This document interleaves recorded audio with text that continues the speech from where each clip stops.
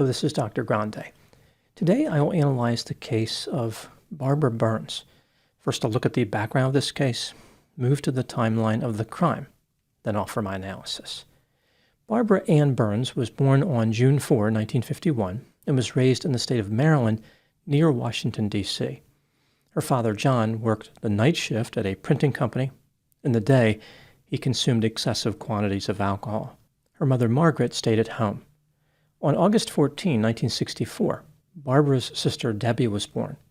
Barbara already had one sister and two brothers by this point. When Debbie was 2 years old, she developed scarlet fever and sustained extensive brain and nerve damage. Debbie never developed cognitive abilities beyond that of a 6-year-old. In 1967, Barbara's father, John, died from a heart attack, and her mother, Margaret, went to work as a waitress to pay the bills. She made Barbara drop out of school to care for her little sister, Debbie. In 1981, Barbara, her mother, Margaret, and her sister, Debbie, moved to an area just south of St. Petersburg, Florida. They lived in a small apartment. Barbara found work washing dishes at a Howard Johnson's restaurant. She was there for about 10 years, then she found a job at a small retail shop. After work every day, Barbara would cook dinner for her mother and sister. She had a very minimal social life. On November 2, 2000, Barbara's mother, Margaret, died. Not long after this, Barbara's brother, Johnny, died as well. In his will, he left his entire $350,000 estate to Debbie in order to ensure that she would be cared for. Barbara and Debbie had never had access to this much money at one time. They became overwhelmed and acted irresponsibly. Barbara quit work, which meant the only income remaining was Debbie's disability, about $650 a month. Debbie went on a spending spree, believing that she was now permanently rich. She purchased a computer, a pinball machine, various toys and games, and collectibles, including Star Wars memorabilia. Debbie ordered additional cable channels and purchased pay-per-view movies. She and Barbara took a trip to California and Australia. In October 2001, the sisters put a down payment on a double-wide trailer on Yellow Pine Street North in St. Petersburg. They borrowed $81,000, and their payment was $766 a month. For some reason, the sisters decided against simply purchasing the trailer outright. Debbie became active on chat rooms and exchanged messages with a man who lived in Miami. Believing that she was going to marry him, she sent him expensive gifts. Not surprisingly, there was no wedding. Within 3 years, the $350,000 inheritance had evaporated completely. In July 2003, Barbara Burns filed for bankruptcy. The same month, she found work as a cashier at a Lowe's store, where she earned $7 an hour. In the summer of 2004, Barbara stopped making payments on the trailer, which led to it going into foreclosure. Before moving to the timeline of the crime, let's hear a word from today's sponsor, Delete Me. Over the past few years, I have covered a number of stalking cases, which involve the perpetrator easily finding personal information online. When people try to get this information removed, they find it's extremely time-consuming. Fortunately, there is a solution. Delete Me is a subscription service that can eliminate this type of personal information that is for sale online. They have the straightforward mission of removing customers' information from search results and upholding your right to manage and remove your personal information. The privacy experts at Delete Me work continually to remove information from hundreds of data brokers. This gets rid of your personal data like address, occupation, marital status, age, names of relatives, and so on. How does it work? Submit your information to Delete Me, and their experts remove it. After that, they check every 3 months to make sure any new data are removed as well. If you want to get your personal information removed from search results on the web, go to joindeleteme.com/Dr. Grande. Delete Me is offering 20% off their privacy plans to all my viewers with code Dr. Grande. Again, that's joindeleteme.com/Dr. Grande, promo code Dr. Grande. Now moving to the timeline of the crime. On May 4, 2005, 2 contractors hired by the bank paid a visit to Barbara's trailer to clean it out. Again, her trailer was in foreclosure. When the men entered the trailer, they noticed a terrible odor coming from one of the bedrooms. They figured it was rotting food or a decaying animal and decided to get to work removing property from the trailer. When they finally made it to the bedroom, They noticed two single beds positioned in the shape of an L. On one of the beds, there was a large pile of blankets. As the men tried to move the mattress, the pile fell off and they heard a thud on the floor. Realizing there was something heavy inside this pile, the men moved the blankets and encountered a shower curtain. After cutting the shower curtain open, the men saw a human leg inside the pile. One of the men called 911 and told the operator, quote, "I'm working over here in St. Pete on a clean-out for a foreclosure, and I've got a dead body in the house," unquote. Here is what the police found during the course of their investigation. The body belonged to Debbie Burns. It took the police a little while to figure this out due to the level of decomposition. Debbie had been wrapped in a sheet, a shower curtain, a blanket, and a Star Wars comforter. There was a single gunshot wound to her forehead from a .38 caliber revolver. The neighbors said they had not seen Barbara or Debbie in months. They really didn't communicate too much with the sisters prior to that because the sisters mostly stayed to themselves. Barbara's gray 1994 Dodge Caravan was found abandoned behind a bus station in St. Petersburg. The police learned that somebody had been cashing Debbie's disability checks in Virginia Beach, Virginia. Video surveillance revealed that it was her sister, Barbara Burns. The police discovered that Barbara was living in a homeless shelter and working the overnight shift at a 7-Eleven convenience store. On May 9, 2005, the police confronted Barbara in Virginia Beach and requested that she accompany them to a local police station. Barbara agreed to speak to the police without an attorney. The police asked Barbara if she owned any property, like a trailer on Yellow Pine Street North in St. Petersburg, but Barbara claimed she didn't own any property. They asked her if she had any relatives. Barbara said that she did not. After the police showed her a picture of her sister Debbie, Barbara responded, "Nice girl, but I don't remember her, honestly." At this point, the police told Barbara they found a body in the trailer. Eventually, she confessed to murdering her sister Debbie. Here is the story that Barbara supplied to the police. After Debbie burned through the $350,000 inheritance, she did not understand how there was no more money. She kept wanting more things and was getting angry about not getting her way. On August 14, 2004, which was Debbie's 40th birthday, the sisters went out to a restaurant called the Macaroni Grill.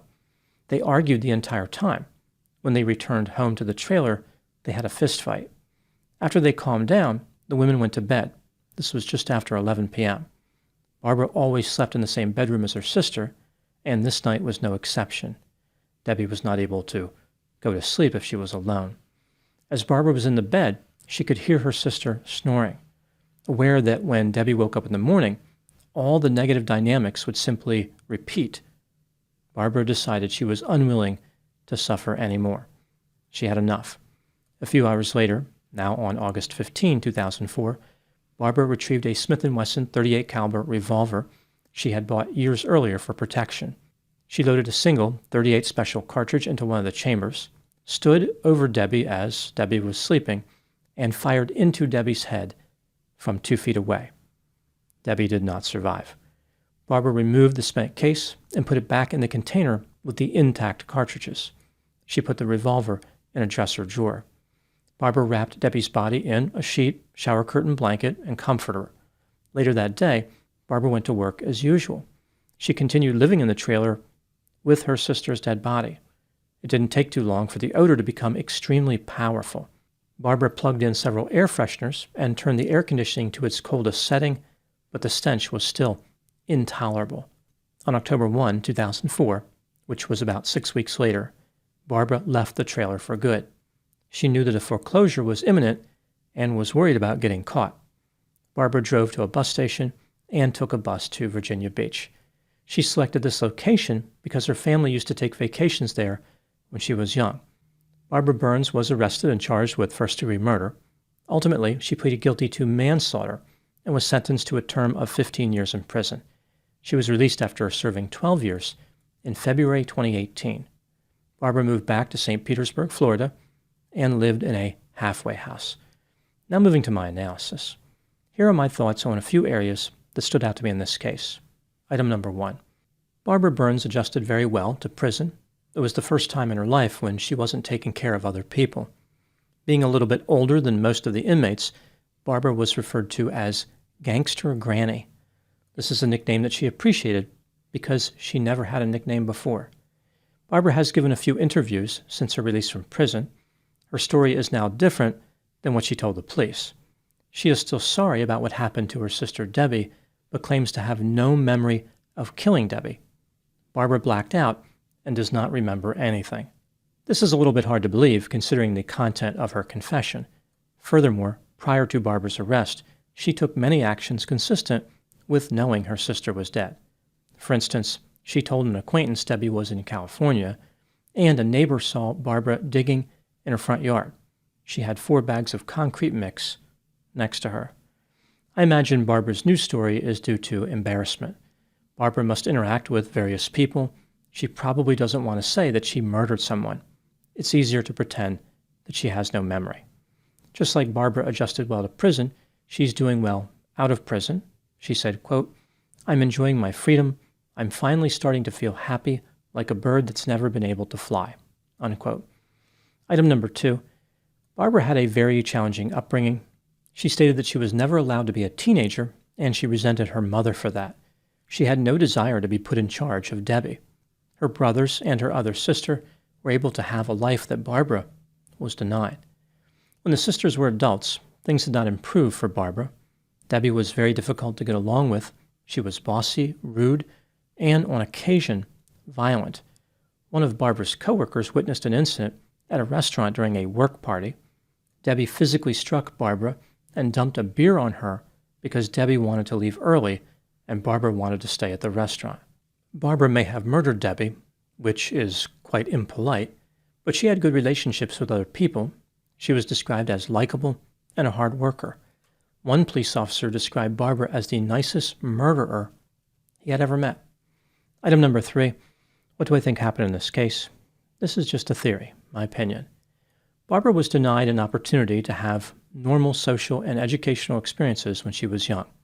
She became trapped by her mother. When Barbara expressed an interest in leaving home, her mother would tell her that she was not smart enough to go out alone. Essentially, Barbara grew up believing she had no options. Her life was like a railway car being pulled down the tracks. There was nowhere to exit, no way to break free from the train. Her view of the world solidified and was retained even after she became an adult. The childlike dynamic persisted into later life. Debbie was also childlike, but this was due to her medical condition. When the sisters gained access to a large amount of money, they did not know how to handle it. Both sisters were irresponsible. After the money ran out, Barbara accepted it, but Debbie did not. This led to the sisters fighting during and after Debbie's birthday celebration. Barbara killed Debbie in the heat of the moment because of the mistreatment she had endured at Debbie's hands. This murder was facilitated by impulsivity and anger. Barbara could have probably escaped the consequences of the murder. No one was looking for Debbie. No one was going to miss Debbie. Barbara had all the time in the world to dispose of Debbie's body. If anyone ever inquired as to Debbie's location, Barbara could have simply stated that Debbie walked out of the trailer one day and never came back. Instead, Barbara fled the trailer, leaving Debbie's body behind and cashing her disability checks. Now moving to my last item, number 4. Was justice served in this case? This case is tricky. Some people look at the circumstances and say, well, this is at least second-degree murder, if not first-degree murder. They feel sorry for Barbara, and they appreciate that she was a nice person with no criminal history, but Barbara used a revolver to kill her sister, who was asleep. This is inexcusable. Other people look at this differently. They see Barbara as a victim who had just been physically attacked hours before the shooting. Stepping back and looking at Barbara's history, it seems like she was trapped from a young age. Did Barbara really understand that she could have chosen a different path? Maybe she believed the only way to escape the mistreatment was by killing her sister. In my opinion, the state's offer to Barbara, 15 years for manslaughter, was reasonable. This case involved provocation, long-standing and dysfunctional family dynamics, and learned helplessness. The state did a good job of weighing the complex cognitive and emotional factors at play. Essentially, through no fault of their own, 2 childlike sisters found themselves in a double-wide trailer with hundreds of thousands of dollars Star Wars memorabilia, and a revolver. Their situation was destined to cause a great disturbance in the force. Those are my thoughts in the case of Barbara Burns. Thank you so much for watching. I'll talk to you soon. Just a reminder that I have over 300 pre-release videos on my Patreon account. The videos that I put on Patreon are of the same quality as the normal videos that I release to the public. Usually, when I move a video into pre-release status, it stays that way for months, if not a year. So it's not like these videos go up just a few days before I release them to the public. I will put the link to my Patreon account in the description for this video.